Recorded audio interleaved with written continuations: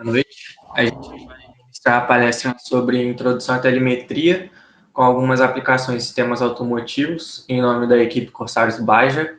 Eu sou o Vitor, ela é a Bia, e vou passar a palavra para a Bia nesse momento. Tem que apresentar o sumário. A gente vai fazer uma breve introdução.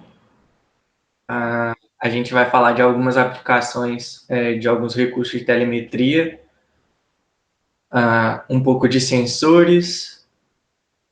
A gente vai abordar um pouquinho o conhecimento da rede CAN e no final a gente vai mostrar alguns softwares relacionados a alguns dados gerados pela telemetria. Então, boa noite, todo mundo. Bem, a palavra telemetria ela é uma junção de dois termos. O termo tele, que significa longe, distante, e metron, que significa medida. Então, ao pé da letra, a gente tem medir a distância. Hoje, a telemetria já tem um conceito mais amplo. Ela é a obtenção de dados de forma remota, permitindo que a gente monitore, meça e até controle um sistema que esteja longe da gente. No início, a telemetria se referia apenas ao uso desses dispositivos apresentados na tela. Eles chamam telêmetros e eles são utilizados para medir distância em tempo real. Com o avanço tecnológico, a telemetria passou a abranger as mais diversas áreas, como automobilismo, aviação, agricultura e até medicina.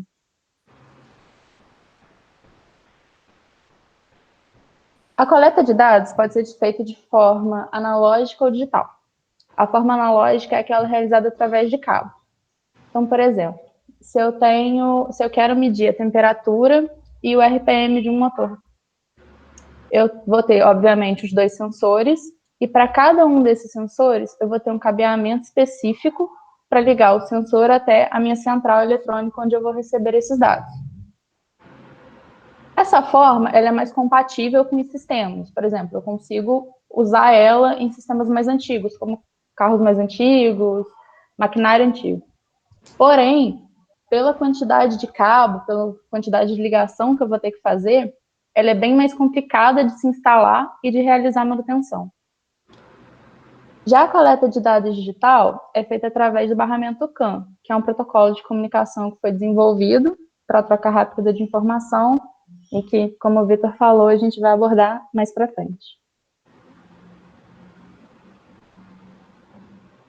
Os primeiros dispositivos que a gente pode considerar como de telemetria, que a gente tem notícias, são do século XIX, e eram dois. Eles eram bem rudimentares, tudo com ligação via cabo.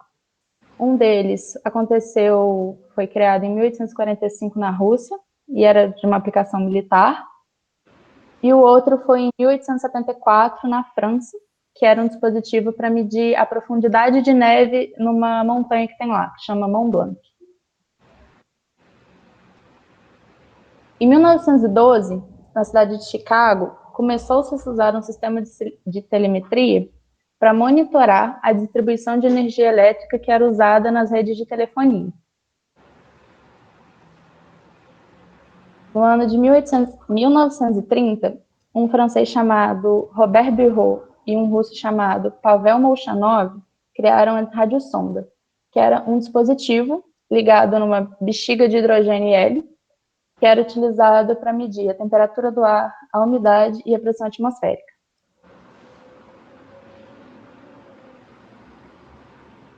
Na década de 50, a telemetria chegou ao setor aeroespacial para acompanhar principalmente o funcionamento das sondas e satélites não tripulados. No final da década de 80 e já no início dos anos 90, ela chegou ao setor automobilístico, incluindo os esportes a motor, e teve um desenvolvimento absurdo. Foi tão grande esse desenvolvimento que já no início dos anos 2000, os carros de corrida começaram a apresentar telemetria bidirecional, que é aquela que, além de me fornecer os dados, eu consigo enviar comandos e interferir no meu sistema, fazendo ajuste.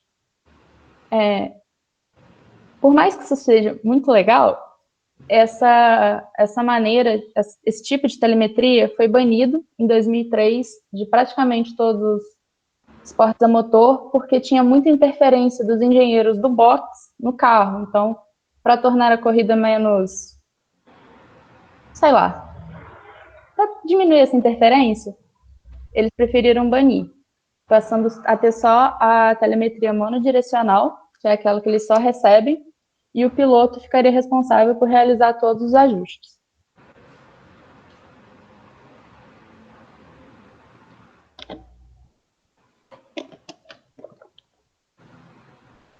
Atualmente, a telemetria é aplicada em diversas áreas.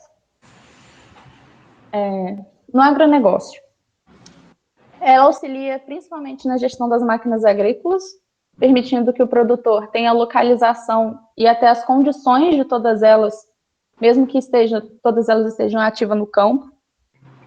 Ele também pode monitorar o gado e as plantações através de drones, e isso ajuda não só a controlar a plantação, mas também a identificar possíveis problemas como pragas. Na indústria do petróleo, ela é usada para coletar dados de atividade mecânica nos poços de perfuração em tempo real, diminuindo a quantidade de possíveis erros e otimizando o trabalho.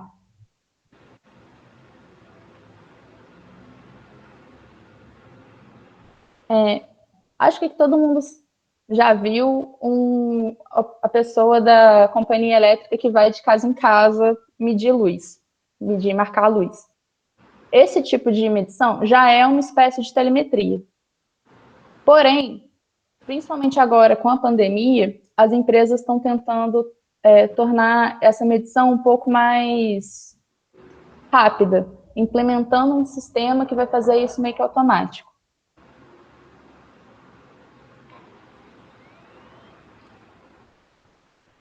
Na gestão de frotas, a telemetria ajuda principalmente com a localização em tempo real dos veículos e informações sobre rotas mais seguras, bloqueios na estrada, coisas assim. Mas ela também detecta problemas no carro, porque ela está o tempo inteiro analisando os sensores do veículo. Então, se ela detecta alguma coisa, ela já avisa a central para ou socorrer o motorista, ou então, se for um problema mais simples, já preparar uma equipe para quando esse carro voltar para a garagem.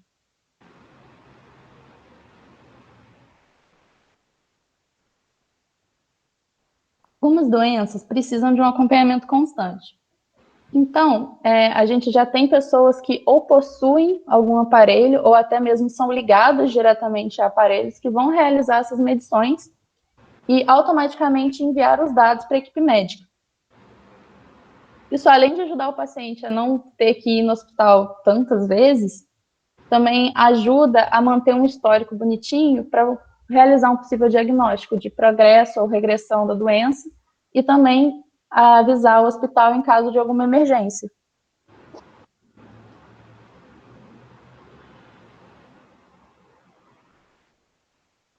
Já tem estudos sobre detecção de fadiga em motoristas, porque, segundo a Associação Brasileira de Medicina do Tráfego, por volta dos 40% dos acidentes são causados pela fadiga.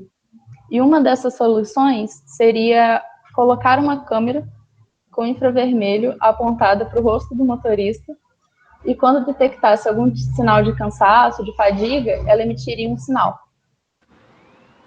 E além disso, nos esportes a motor, o piloto, por segurança, ele é monitorado o tempo inteiro, sejam os batimentos cardíacos, a respiração e até a pressão que ele faz no motor, no volante. Um exemplo desse sistema foi o projeto RCST, do italiano, traduzido do italiano, respiração, coração, suor e tensão.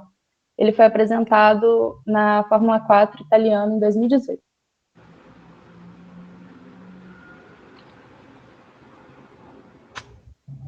Eu tentei abranger o máximo de sensores que eu pensei sem tornar isso extremamente cansativo. A sonda Lambda, ela é um sensor que ela mede a variação entre o teor de oxigênio dos gases de escapamento e o nível de oxigênio do ambiente. Ela ajuda a gente no ajuste da quantidade de combustível injetada na câmara de combustão. Quando ela retorna um valor inferior a 1, significa que eu tenho mais combustível do que ar, o que torna minha mistura rica. Da mesma forma, se ela me retornar um valor maior que 1, significa que eu tenho mais ar do que combustível e a minha mistura está pobre.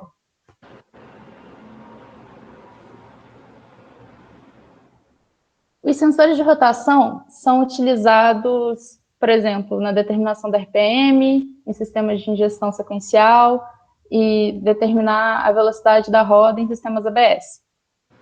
Ele está sempre associado a uma roda dentada ou a um disco magnetizado.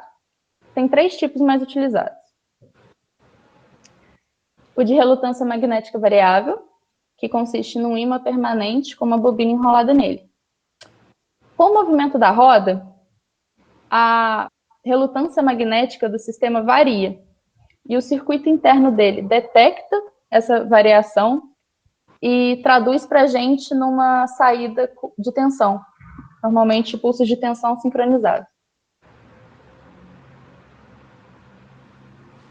O sensor de efeito Hall consiste numa pastilha de material semicondutor circulado por uma corrente contínua. A resistência desse material semicondutor varia com a variação do campo magnético. Então, por exemplo, se eu tenho uma roda ou um rotor girando, cada vez que passar o dente ou o espaço entre dentes da roda, o campo magnético vai oscilar e o meu circuito, a minha resistência vai acabar variando junto e o meu sistema vai detectar essa variação como variação de tensão. E por fim, o magneto resistivo, ele é um pouquinho diferente dos outros dois, porque ele é associado a um disco de material magnético, e esse material magnético ele está polarizado de forma diferente. Os ímãs têm polaridades diferentes. E cada vez que ele girar, esse elemento magneto resistivo que está por cima, vai perceber a variação no campo magnético, e aí a sua resistência vai alterar e o sistema dele e o circuito eletrônico dele vai transformar essa variação de resistência numa variação de tensão.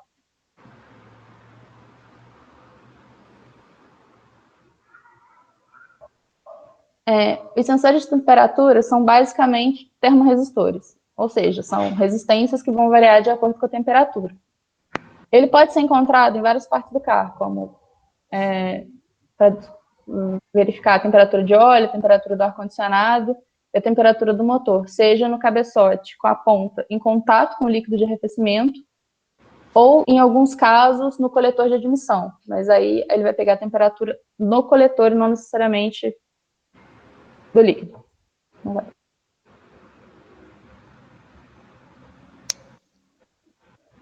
Os sensores de posição, eles são utilizados para indicar ou a posição angular de um eixo, como a posição da borboleta ou do pedal do acelerador, ou a posição linear de uma haste e uma válvula, como a altura do carro em relação ao chão em sistemas de suspensão. Ele funciona a partir de um potenciômetro, que é um resistor que possui 3 terminais.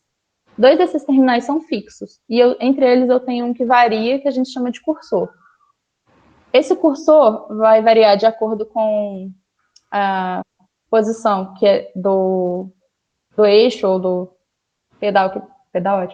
do eixo ou da haste que ele tiver acoplado, entre duas tensões de referência, normalmente 0 e 5 volts. Por último, os sensores de pressão, que são manômetros que vão basicamente converter a pressão em pulsos elétricos. Ele está presente, por exemplo, no sistema de injeção eletrônica, verificando o vácuo do coletor de admissão para garantir a melhor combustão dentro da câmara. E ele também é usado para medir a pressão do óleo do motor, para ajudar a proteger contra vazamentos, quando a pressão está muito alta, ou identificar problemas de lubrificação, quando a pressão está muito baixa.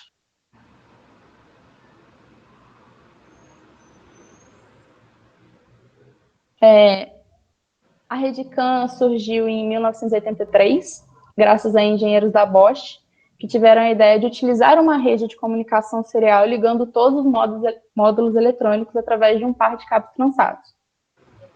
Eles perceberam logo de cara que isso ajudaria não só a reduzir a quantidade de cabo e ligação dentro de um carro, como também ajudaria a diminuir massa. Isso chegou aos carros de passeio só em 1992, graças a Mercedes-Benz.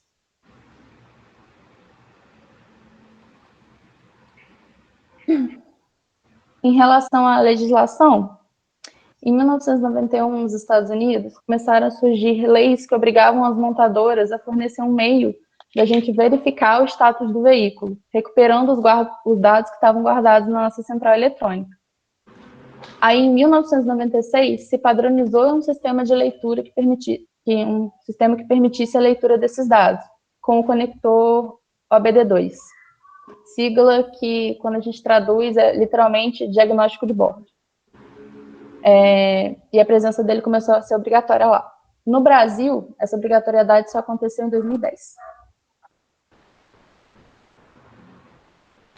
Bom, eu vou falar com vocês um pouco sobre o funcionamento da RedCam e como ela trouxe uma evolução muito grande para o sistema automotivo atual, com o tanto de sensores que a gente tem no carro e com o tanto de informação que circula ao mesmo tempo. O primeiro exemplo aí da ligação analógica, como a gente pode ver, é a instalação de um sistema sonoro e um sistema de câmera de ré. Bom, no sistema sonoro a gente teria que pegar o som, alocar ele no painel do veículo, onde ele ia ficar, fazer a ligação com o interruptor necessário para a ignição, distribuir os fios até a antena, distribuir os fios até o alto-falante.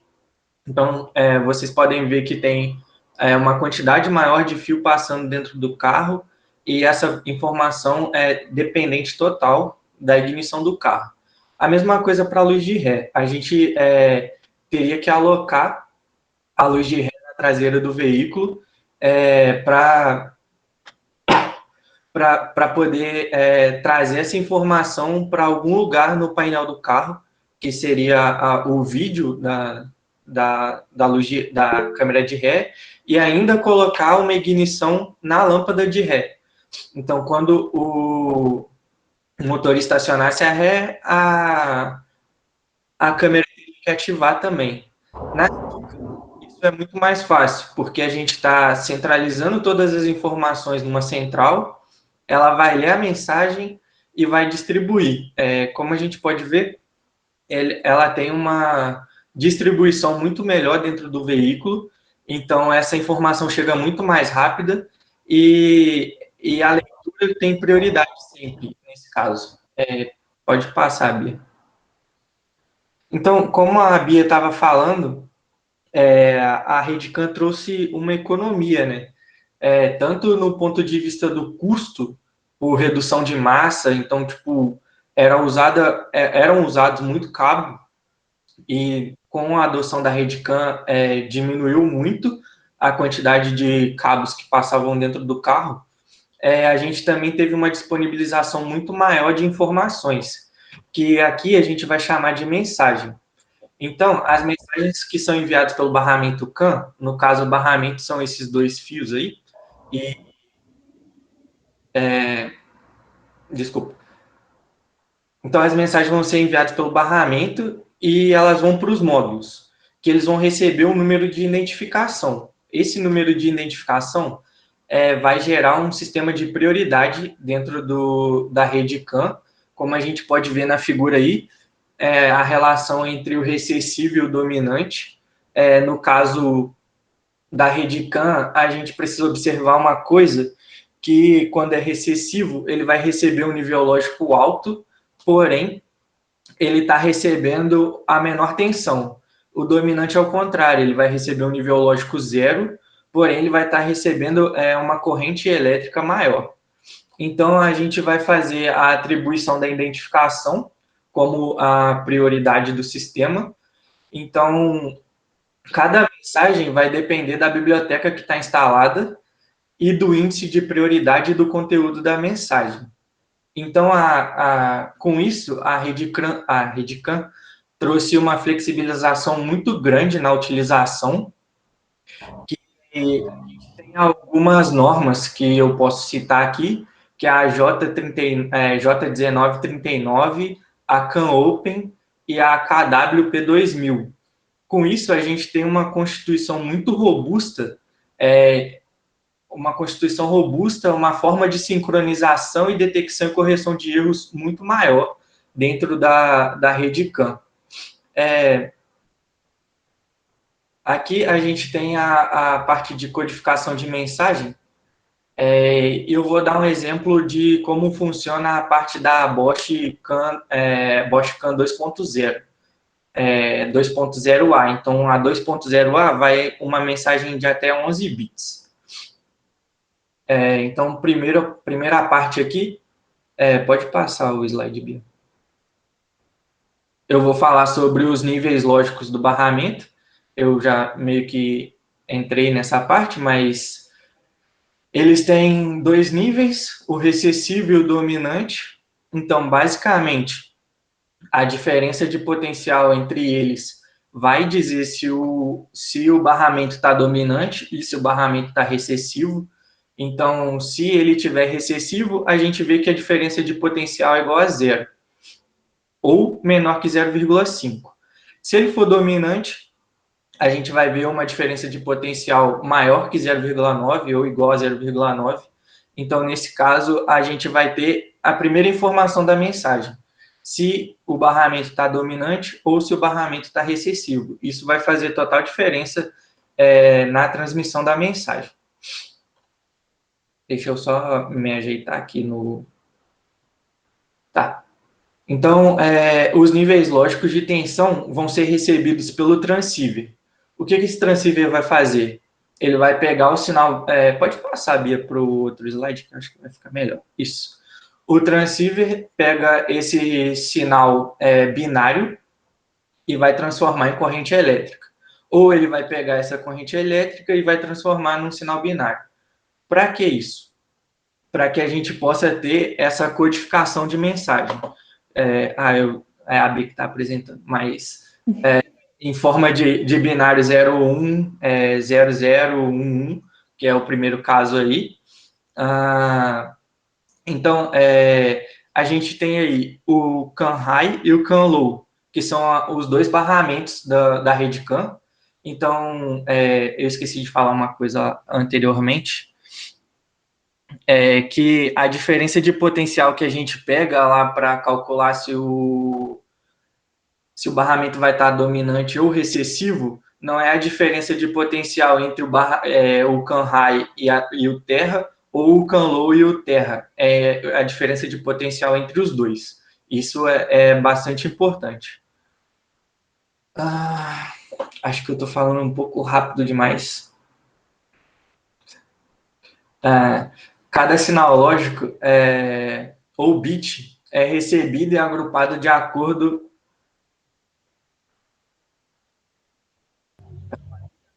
vamos lá. Cada sinal lógico ou bit é recebido e agrupado de acordo com um conjunto de regras. Então, esse conjunto de regras vai formar um frame. Bom, aí a gente tem uma parte do frame, que é essa parte do identificador da mensagem aí. Então, isso seria o frame da mensagem. Então, esses frames vão constituir as mensagens que vão circular pelo barramento. Quanto ao ciclo da mensagem, a gente vai dividir em duas partes aqui: o formato e o tratamento de erros. Bom, para tratar do formato, eu vou falar aqui do início da transmissão.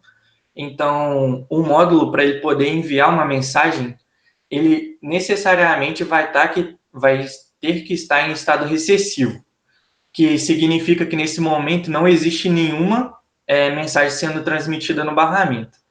Então, se um determinado módulo necessita enviar uma mensagem, ele vai passar para o transceiver, que vai passar para o comando, e ele vai confirmar se a transmissão pode ser iniciada ou não. Então, a partir desse momento, ele envia um bit dominante, notifica o início da mensagem, Então, aí a gente tem no slide a setinha mostrando aonde está o início da mensagem. Lembrando que esse bit 0 significa que ele está dominante. Então, ele notifica o início da mensagem e faz o sincronismo com os outros módulos. Aí, depois disso, a gente tem o estado de arbitração. O que seria o estado de arbitração? A CAN inicia o envio dos 11 bits do identificador, comparando o nível lógico do bit enviado com o nível lógico do barramento. Então, essa arbitração é necessária porque outro módulo pode ter iniciado a transmissão ao mesmo tempo. Falhou, Vitor. Falhou? Falhou seu áudio. Tá. A arbitração, essa parte aí deu para ouvir? Foi só o finalzinho. Show. Então, com a arbitração, a gente perdi o raciocínio total, deixa eu voltar. Tá. A arbitração é necessária porque outro módulo poderia ter iniciado simultaneamente a transmissão de mensagem. Então, nessa situação, a gente vai fazer uma comparação entre o nível lógico do barramento, que haverá a coincidência apenas com o módulo cuja a mensagem tem maior prioridade. Então, ele vai fazer o reconhecimento de qual mensagem tem maior prioridade e qual mensagem não tem maior prioridade. A gente está vendo aí a explicação dessa parte,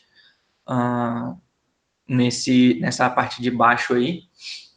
Então, a mensagem que tiver maior prioridade vai continuar, e isso vai transformar ela com um estado dominante. Então, ela vai sobrepor as outras mensagens. Vamos supor, no caso, você está em aceleração e tirou o pé muito rápido do acelerador e precisa frear. A CAN entende isso como e você freia muito rápido, pressiona muito rápido o pedal do freio. A CAN entende isso como uma frenagem de emergência. Logo, ela vai desativar todos os sistemas para deixar apenas o ABS funcional, para que o freio não falhe, ou que a gente tenha a frenagem mais segura possível. Então, como eu estava falando anteriormente, a CAN é um sistema muito robusto, e essa robustez se dá também pelo quanto ela consegue tratar de erro. Acho que a próxima imagem tem alguma coisa relacionada a isso? Não, acho que é só isso daí. Eu acho que a próxima é o seu. Pode deixar aí. Então, a gente tem 5 tipos de erros diferentes. Bom, o primeiro é o erro de bit. Quando o transmissor faz o monitoramento do que está sendo enviado para o barramento, o bit tem que bater com o que está no barramento. Então, se o transceiver enviou um bit, esse bit tem que ser igual ao que está no barramento. Se não tiver, a gente vai reconhecer um erro. E a CAN vai tratar esse erro, ou ela vai reenviar a mensagem, ou ela vai tratar ele como um erro permanente. Então, quando acende a luz da injeção, por exemplo, no seu carro, essa questão de um erro permanente. Aqui a gente também tem o stuff erro, que no corpo da mensagem, se a gente detectar 5 bits consecutivos com o mesmo nível lógico, ela vai entender que isso é um erro. E ela vai tentar corrigir esse erro também. Então, o nível de processamento da CAN é muito grande mesmo. Eu acho que tem no CAN high, chega a 1 megabit por segundo. Então, bastante coisa esse nível de processamento dela aí. Então, a gente tem o terceiro erro, que é o erro do campo de redundância. Então, ele envia a mensagem ao transmissor, e se esse transmissor chegar no módulo, se essa mensagem chegar no módulo e ela não for compatível com aquele módulo, ele vai falar que essa mensagem está com erro para ele. E avisa para a CAN, ela vai ou corrigir ou ela vai enviar outra mensagem para ele. A erro de forma, que a gente tem alguns bits fixos na transmissão da CAN. Então, se algum dos bits fixos tiverem com erro, a CAN vai reconhecer isso, o transceiver o comando da CAN vai tentar corrigir de alguma forma. E o erro de reconhecimento, nesse caso, está ligado ao bit dominante. Então, se tiver algum erro em relação ao bit dominante, a CAN também vai reconhecer esse erro. Próximo slide agora. Esses três módulos que estão aí são um dos módulos que são ligados na CAN. No caso, esses módulos são controladores do powertrain. Na maioria dos casos é relacionado ao powertrain. Então, eu quis colocar um exemplo aí. Então, a gente vai tratar um pouquinho do assunto ECU, que vem do inglês, mas eu vou traduzir aqui, que é a unidade de controle eletrônico. São pequenos computadores, eles são especializados no gerenciamento de cada subsistema. No caso dos três aí, é relacionado ao motor ou ao câmbio. Ou ao câmbio, né? No caso, pode ser os dois. Eles vão processar a informação, vão comandar o autuador e adequar a cada situação que está ocorrendo no sistema. Então, para tornar a solução da CAN possível, todos os subsistemas têm que estar preparada para a informação ser distribuída. Significa que os módulos devem não apenas cumprir as funções básicas, que é ler, interpretar e ajustar seu subsistema, mas eles também têm que estar responsáveis por compartilhar essas informações. Então, vamos lá, vou destrinchar os três componentes aqui da ECU. Elas são divididas em controle do subsistema, controle da CAN e o transceiver. O transceiver, eu expliquei um pouco sobre ele lá em cima. Ele é a ponte entre o comando e o barramento. Então, ele vai ler os dados e ele vai passar esses dados para o controle. Ou ele vai pegar o controle e vai passar esses dados para o barramento.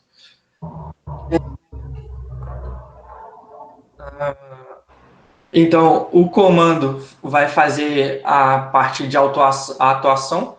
Então, vamos supor, você está pisando no acelerador com 20% de acelerador.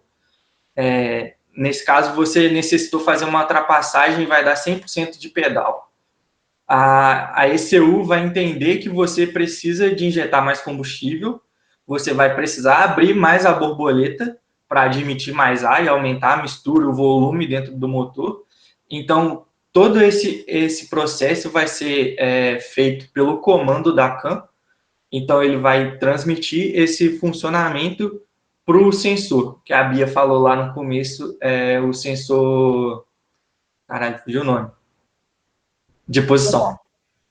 Sensor de posição, que está ligado ao TPS. Pode passar. Aqui eu quis trazer uma curiosidade para vocês. Esse plug de OBD2, ele funciona com Bluetooth.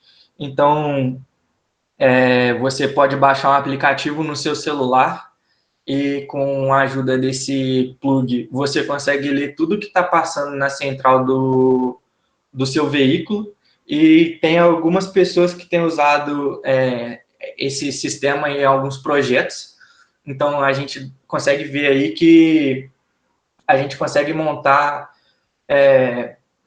painéis customizáveis para facilitar a informação que você está querendo ver, no caso. Então, no primeiro painel aí, o cara escolheu a questão de rotação, ele está vendo a marcha, e ali embaixo, onde tem a luz verde e a luz azul, também está mostrando a rotação.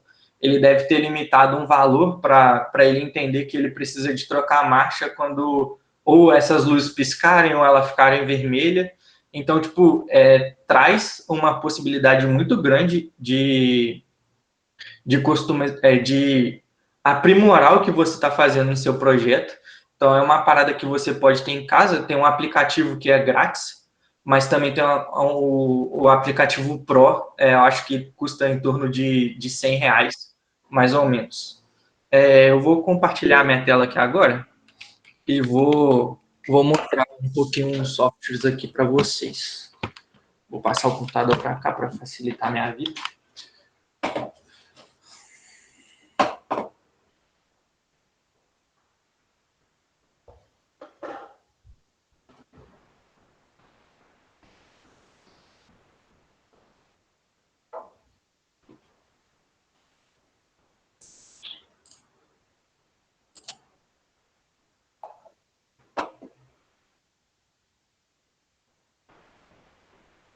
Tá aparecendo? Tá. Show.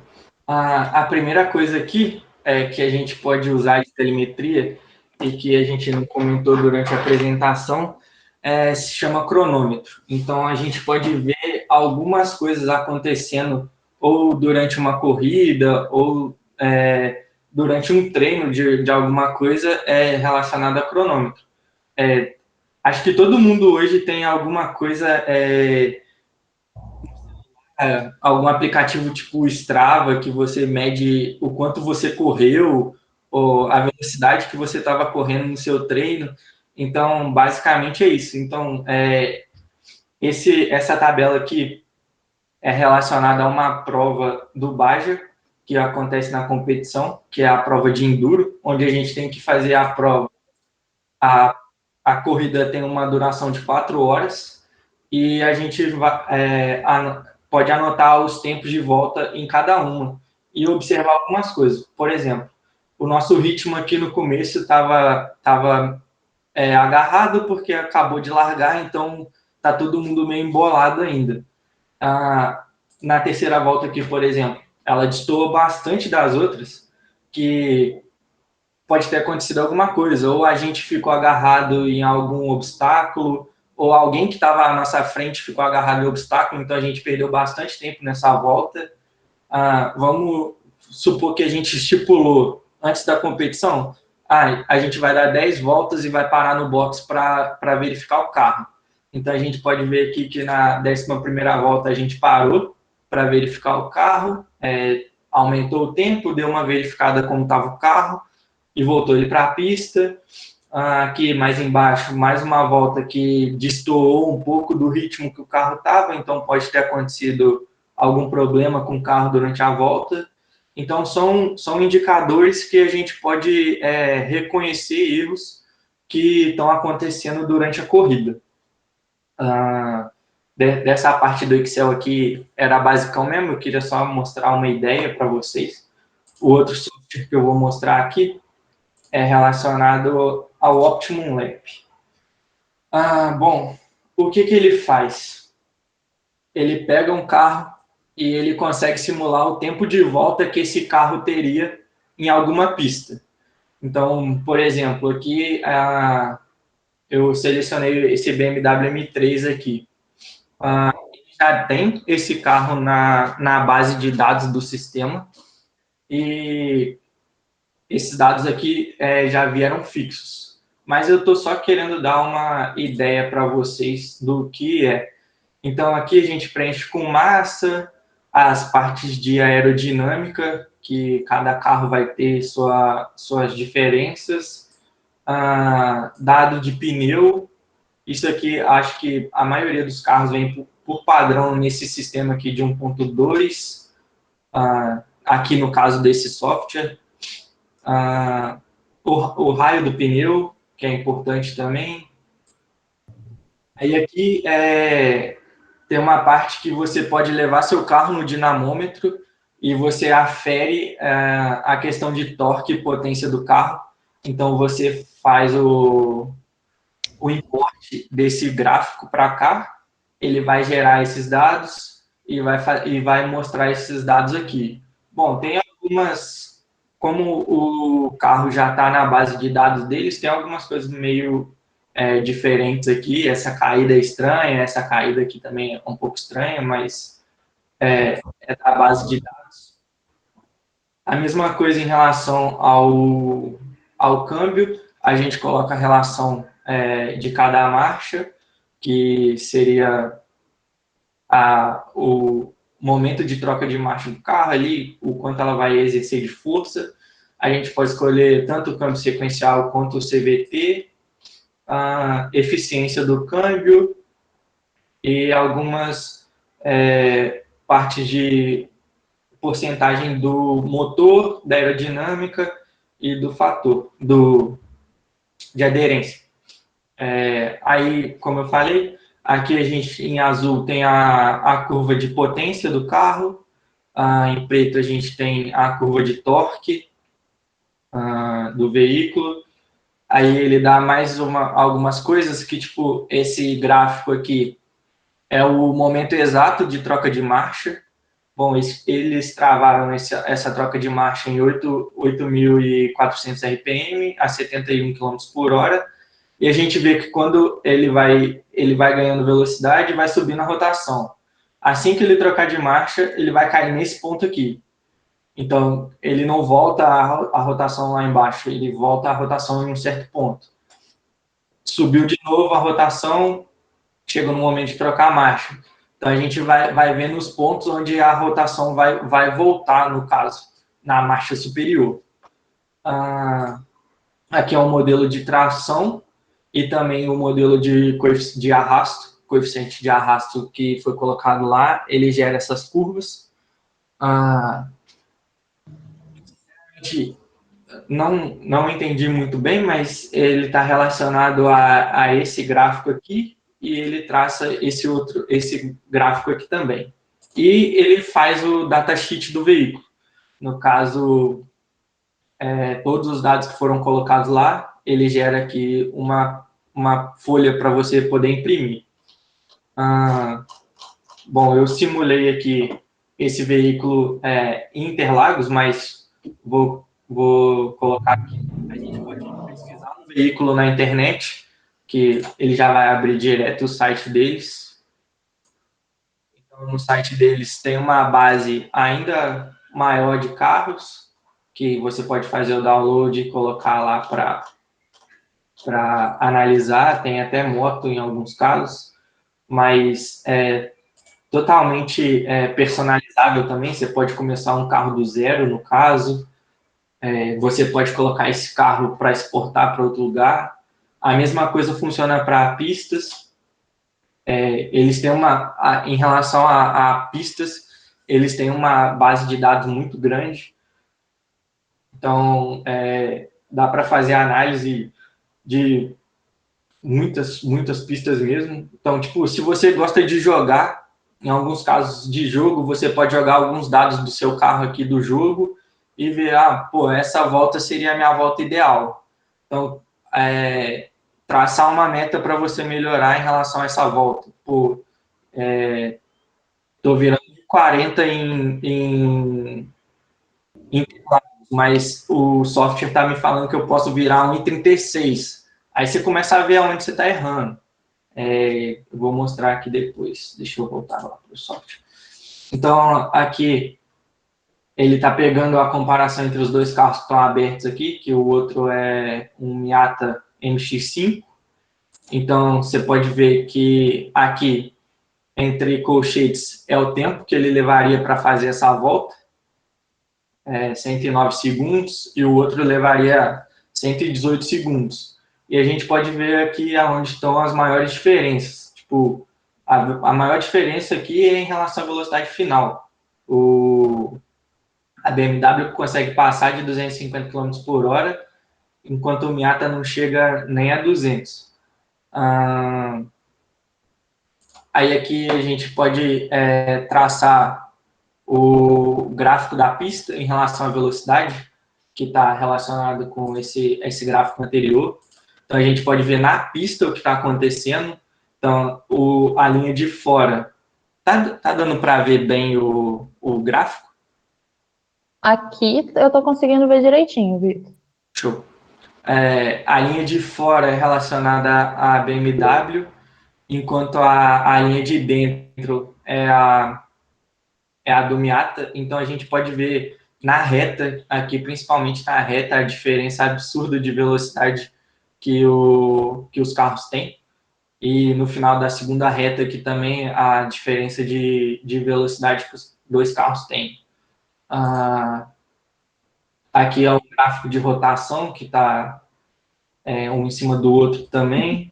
A gente pode ver que o Miata, o máximo que ele bate aqui é 6.700, um pouquinho mais de 6.600, e o BMW tem uma rotação maior. Deixa eu ver. Esse daqui é em relação à força G. Bom, é aceleração lateral, no caso. É apenas a aceleração lateral, não está aceleração longitudinal aqui. Então, a gente pode ver aqui onde o carro sofre os maiores esforços lateralmente, que são em pontos de freada com curvas muito fechadas ou curvas de muita alta velocidade também, a aceleração G vai ser mais alta. Em relação ao Optimum Lap, é isso. Se alguém quiser me perguntar depois, quiser entrar em contato comigo, pode vir me procurar. Eu vou apresentar um outro software aqui para vocês. Bom, esse daqui é um software um pouco mais... esse daqui já pega os dados da central eletrônica, da ECU, e transforma em dados para a gente poder ver o que está acontecendo com o carro durante uma pista, durante uma corrida. Eu deixei separado aqui 2 voltas para a gente ver como que existe uma diferença e como diferenças sutis já fazem diferença tanto no tempo. Então, essa volta 4 aqui, que está em azul, foi a volta mais rápida dele nesse circuito. Então, ele virou 2,26,585. E na volta seguinte, ele perdeu 3 décimos. Então, a gente pode ver aqui que na volta 5, ele começou até mais rápido do que na volta 4, porque ele conseguiu entrar numa velocidade um pouco maior em relação à volta anterior. Porém, aqui para o meio do circuito, nesse ponto aqui, aconteceu alguma coisa com ele que deu essa diferença aqui. Aqui é força lateral. Então, ou ele passou um pouco da curva e teve que consertar o carro sobreesterçando, ou ele teve que sobreesterçar mais o carro para poder conseguir entrar mais na curva. Então, daqui em diante, a gente consegue ver que a diferença do tempo de volta aumentou bastante. Ele tinha conseguido entrar mais rápido, igualou, e aqui já começou uma discrepância na volta. Então, aí você começa a ver a curva um pouquinho, adiantar um pouquinho, que está relacionada a essa perda de tempo. Show.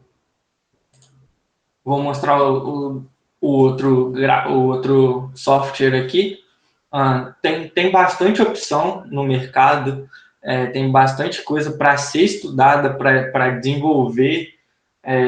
Quem gosta de mexer com Python tem um mundo absurdo de coisas para desenvolver relacionada a isso. Fazer modelagem no MATLAB também tem um mundo absurdo para desenvolver, mas esses três softwares que eu estou mostrando aqui, eles já dão uma base para a gente do que a gente pode estudar. Aqui eu vou dar um play para a gente ver como ele lidou com essa volta. Então, o primeiro gráfico aqui está relacionado à rotação do motor, o segundo gráfico em azul é relacionado à velocidade, e o terceiro é relacionado à temperatura do fluido de freio. Então, a gente pode ver que quando chega, por exemplo, aqui, está dando para ver o mouse? Show. Quando vai chegar mais ou menos perto dessa curva aqui, ele vai tirar totalmente o pé do acelerador e vai começar a frear. Então, a temperatura do fluido de freio vai subir. Ou vê se você consegue transformar Não dá, porque eu tô no software. Você tá vendo a pista, Merg? Show. Então, tipo, a gente não tem um sensor de freio aqui, mas a gente tem um sensor de temperatura e de freio. Então, a gente pode trabalhar com aquilo que a gente tem. No caso aqui, tá falando do sensor de pressão de freio, tanto dianteiro quanto traseiro. A gente também pode analisar essa questão do freio por aqui. Deixa eu colocar aqui, ó. Daí a gente pode ver também isso acontecendo, ó. Ele pressionou o freio e subiu um pouquinho a temperatura de fluido. Ele vai pressionar o freio aqui e vai subir a temperatura de fluido. E a gente consegue também acompanhar todo o desenvolvimento do piloto em relação ao que ele fez de trabalho de volante. Porque esse carro tem algum sensor de posição lá angular que mostra para a gente a posição do volante do piloto durante toda a curva. Então a gente vê que ele está mantendo o volante mais ou menos sempre na mesma posição durante a curva, ele não fica trabalhando tanto. Então também é uma parte legal de análise. Show. E o último que eu queria mostrar para vocês é esse daqui. Show. É também uma análise de interlagos. Eu vou tirar um pouquinho do zoom aqui. Aqui eu quis trazer 3 dos sensores que a Bia tocou durante a apresentação. Então, o amarelo aqui está relacionado à rotação do motor. O verde é a posição da borboleta. A gente conhece ele mais no mercado como o sensor TPS, que é a posição do acelerador, no caso, que vai interferir diretamente na posição da borboleta.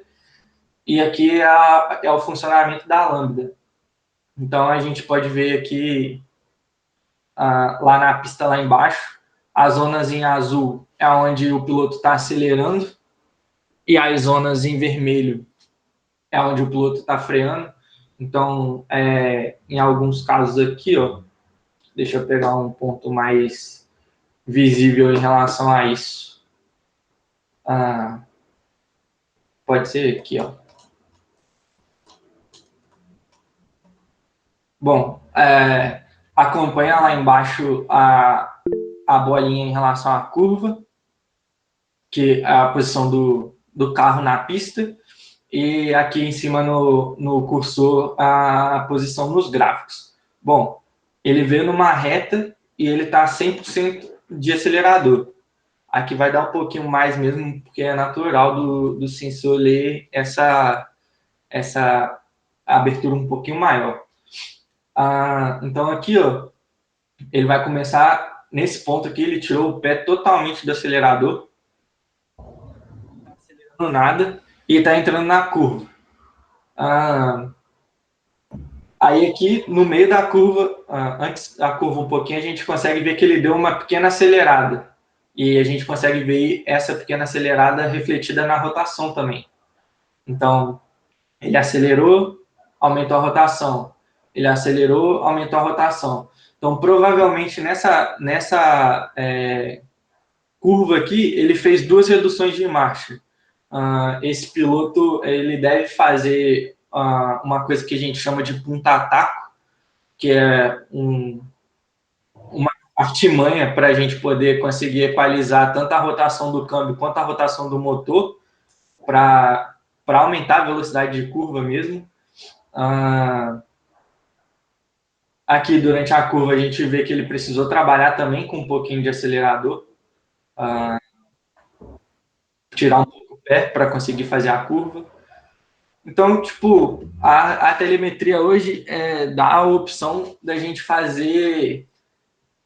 ter muito dado à disposição, como a gente falou lá na parte de apresentação de rede CAN,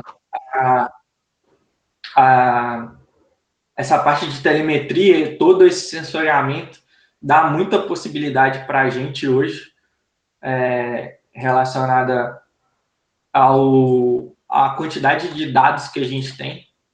Então, eu queria abrir aqui um momento para a gente discutir algumas coisas mesmo.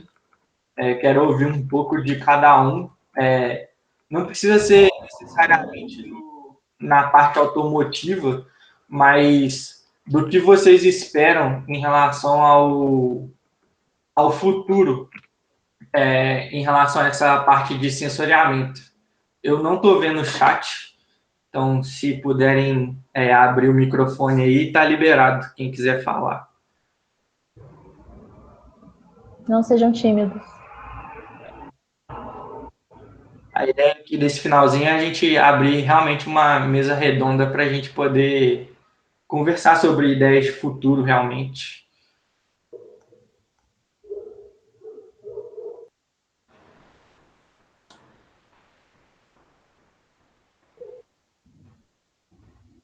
Vai lá, Miguel. Tô te vendo aí, Miguel. Fala aí.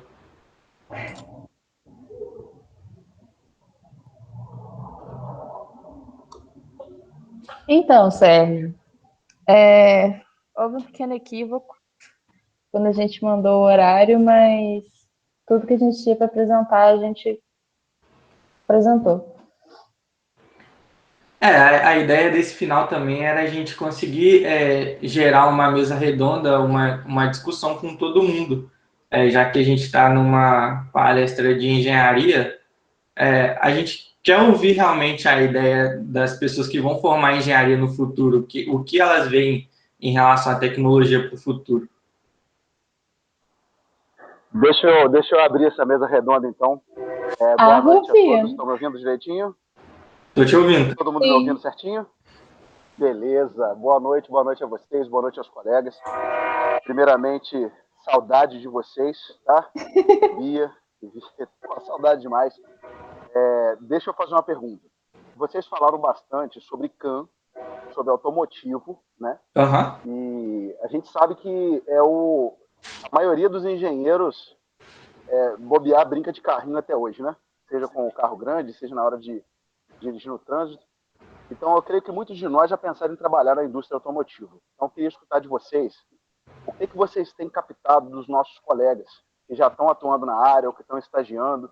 Como que está o mercado de trabalho para nós, engenheiros mecatrônicos, junto ao automotivo? Junto não só à rede CAM, mas geral, mecânica, tudo.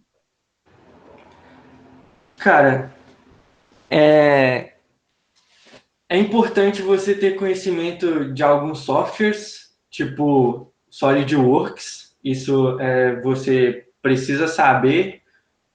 Hoje, saber programar é uma parada meio que indispensável.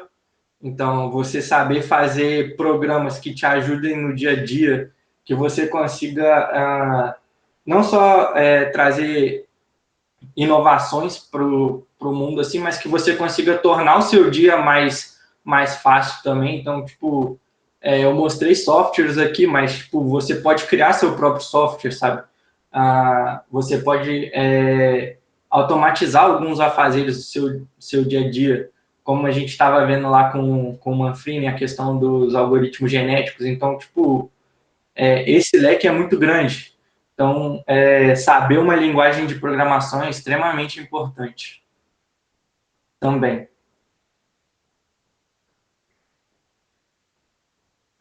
Bi, tem alguma coisa a acrescentar? Não, eu só ia acrescentar que o que eu acho que mais tem sido cobrado é coisas que agora são consideradas meio básicas, tipo Excel. Parece bobeira, mas é o que eu mais vejo de competência.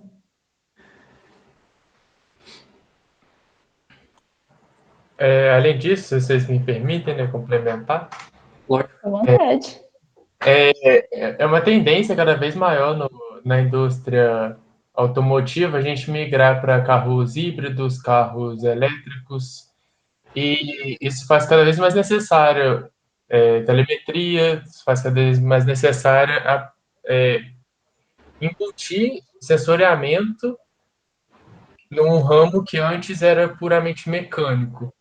Então, respondendo talvez um pouco a pergunta do Rufino, a mecatrônica entra nisso, por ser uma engenharia que consegue englobar tudo, consegue ter conhecimento sobre tudo e consegue talvez unir esses diferentes ramos.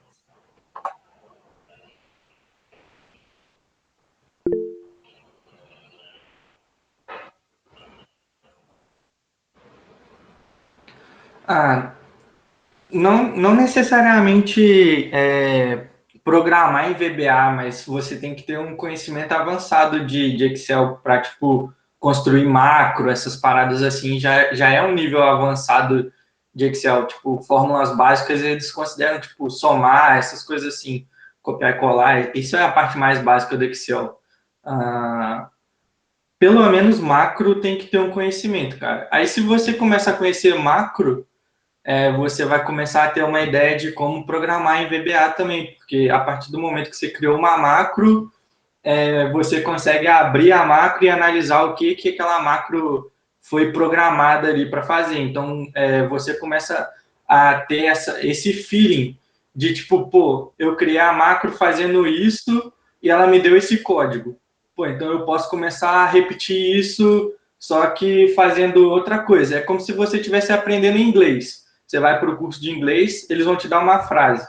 Aí você aprende a falar aquela frase. Só que tipo, durante seu dia a dia, você vai precisar criar outra frase, mas com a mesma estrutura que você tinha naquela frase que você aprendeu. Então aí você vai construindo seu conhecimento, sabe? Então acho que a partir do momento que você começar a conhecer um pouco mais de macro, você começa a conhecer um pouco de VBA também. Bom, é a minha visão sobre essas.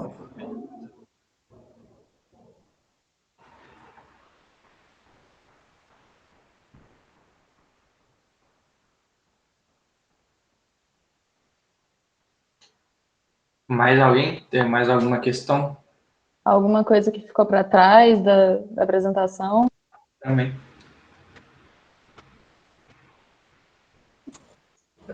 Só para dar continuidade aí à pergunta que vocês fizeram no começo sobre onde a gente vê quem encaixa telemetria, hoje cada vez mais para monitoramento do próprio corpo humano relacionado à saúde, realmente ver batimentos para predizer alguma doença ou mesmo estímulos neurais para Monitoramento de atleta.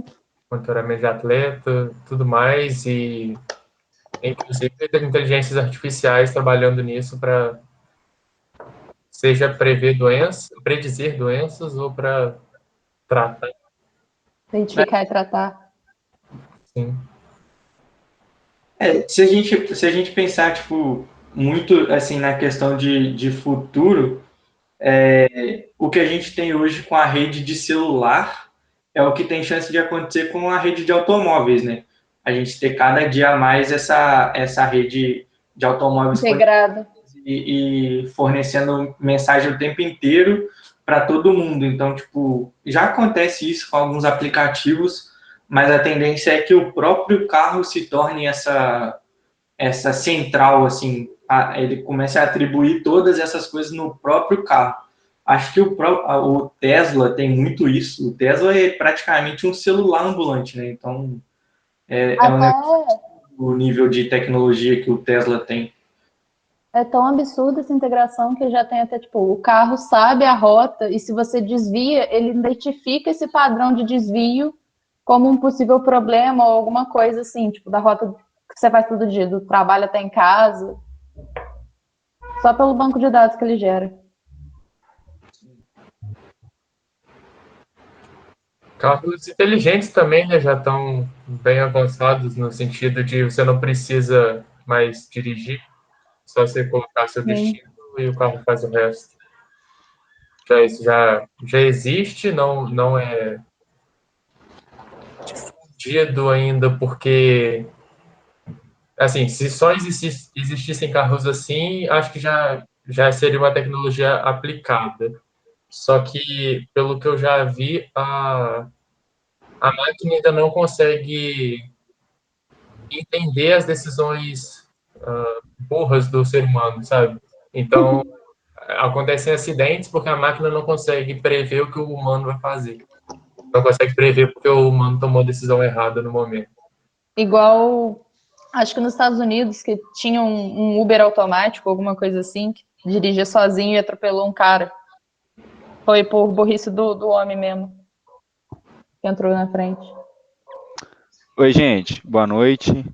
Fala Todo aí. mundo me ouvindo?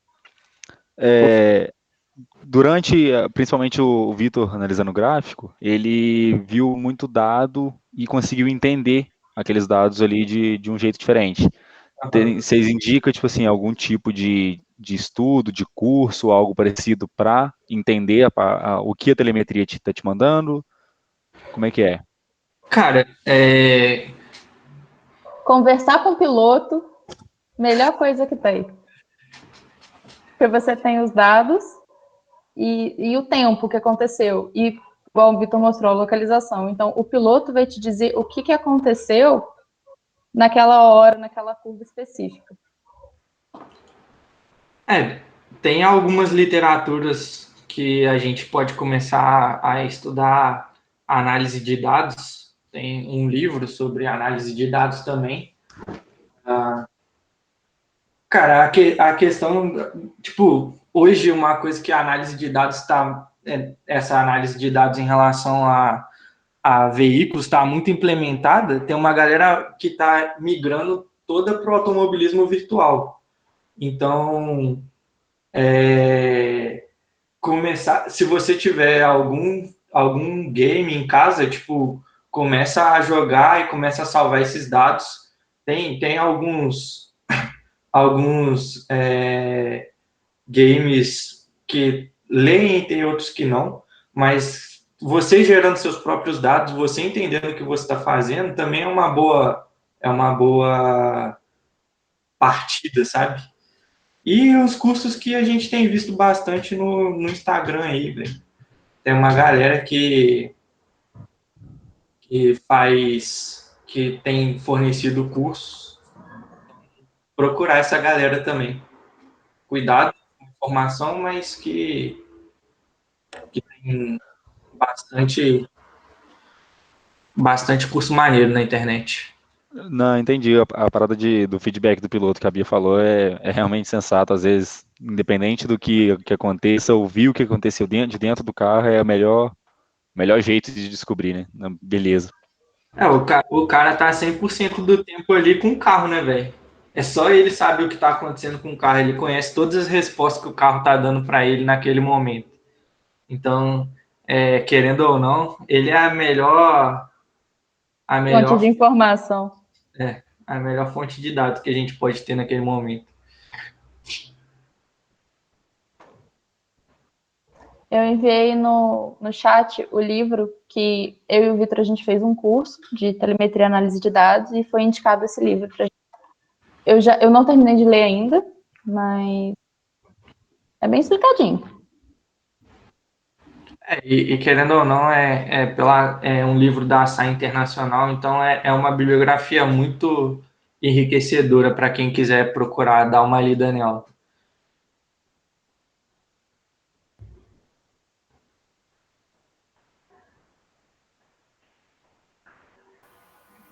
Meu povo, Boa deixa eu. noite. Eu mandei aí no Opa! chat Mal.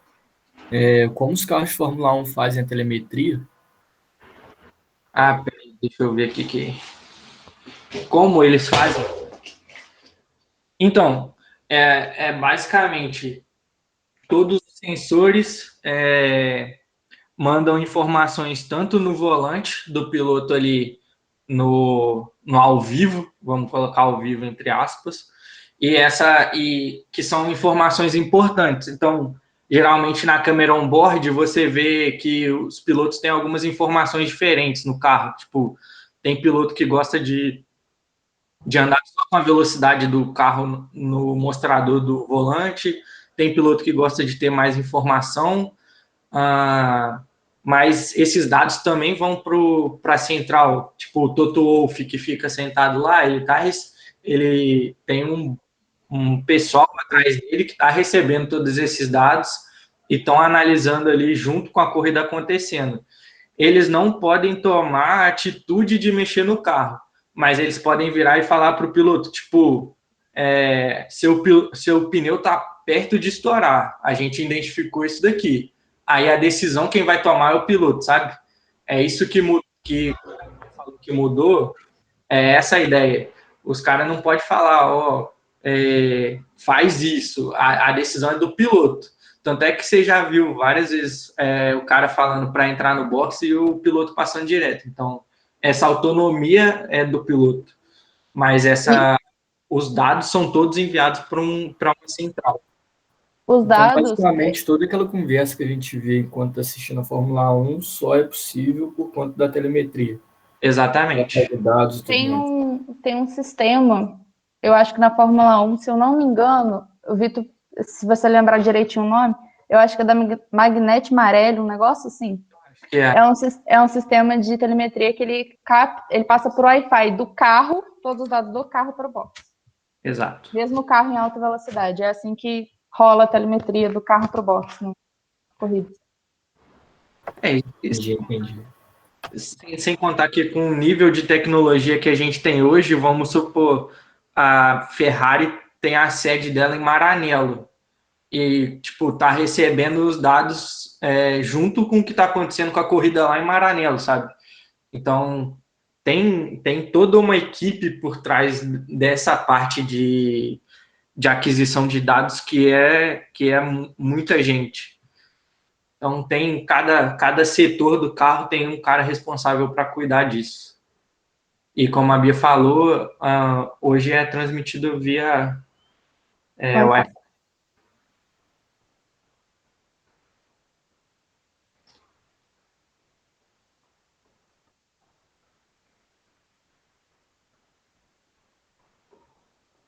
Mais algum comentário, dúvidas?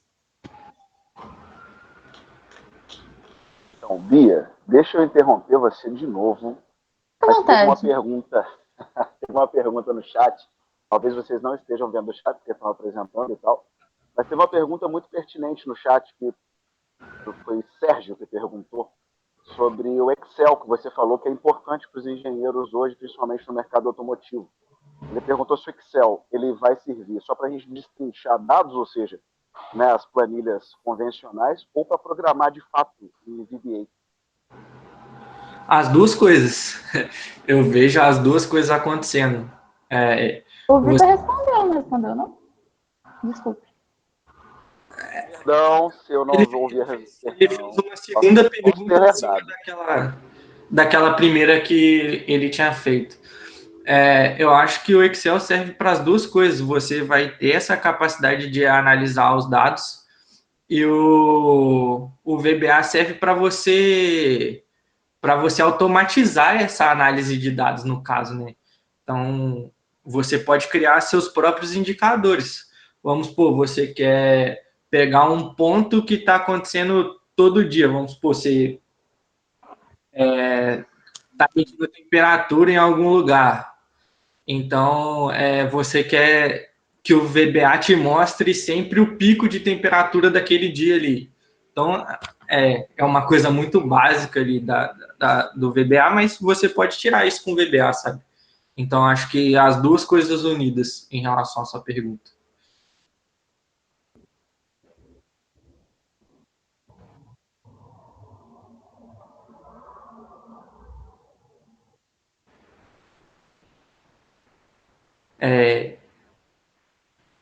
Acho que, como a Bia falou, Excel hoje é uma ferramenta muito importante, mas também é importante a gente ter conhecimento de outras linguagens de programação. Python é uma linguagem muito interessante porque ela é bastante intuitiva e você consegue fazer muita coisa em relação a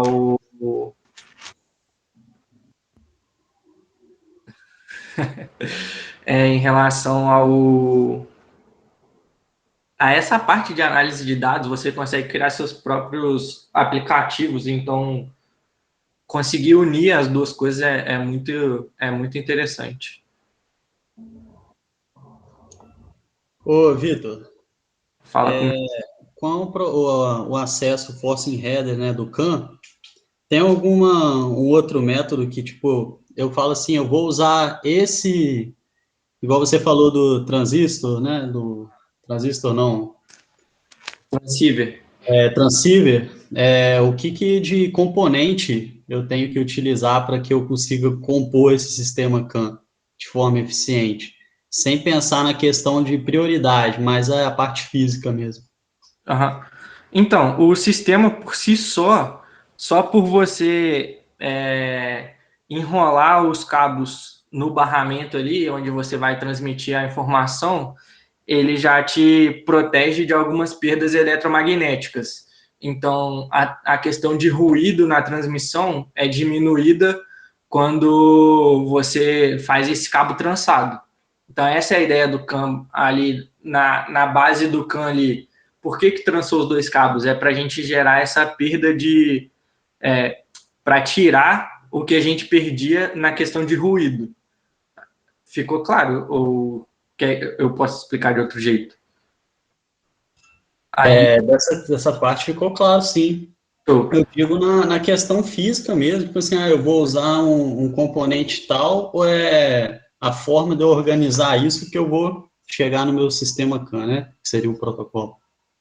não, aí você vai escolher os componentes que você vai usar. Então, a relação de sensor, a questão é o que você quer para o seu projeto, sabe? Então, se você quer um projeto que ele te dá uma resposta mais segura em relação a essa questão de ruído ou não, você parte para o protocolo CAN. Eu não sei se eu entendi muito bem a sua pergunta, mas o que eu entendi dela é o que eu estou conseguindo explicar aqui agora.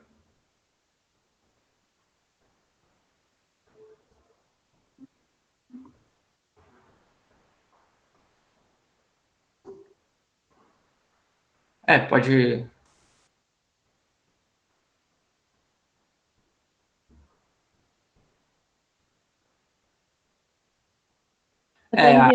Eu estou enviando para o Lucas o livro que a gente tem. Essa questão da SAI, eles costumam atualizar os livros deles com algumas vezes, então pode ser que seja uma versão diferente mesmo.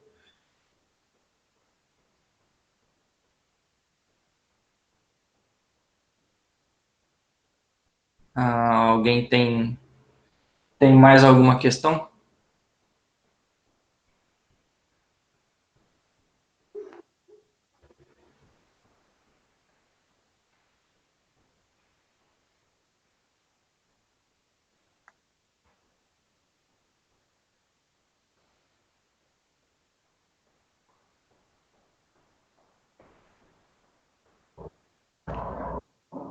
Só lembrando, amiguinhos, a gente está aqui em nome da Corsários. Não esqueçam de seguir no Instagram, @CorsáriosBaja.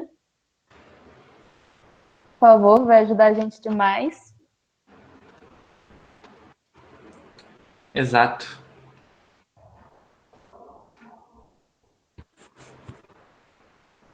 E a gente também queria agradecer ao Cassem pela oportunidade de estar aqui. Foi bem legal. E lembrando também que, tipo, qualquer dúvida pode procurar a Corsários, que eles vão te direcionar ou para mim ou para a Bia, e que a gente pode trocar uma ideia também no privado, se quiser conversar mais, se ficou com vergonha de perguntar alguma coisa aqui agora, pode mandar mensagem no privado, que a gente tá aberto a conversar com todo mundo aí.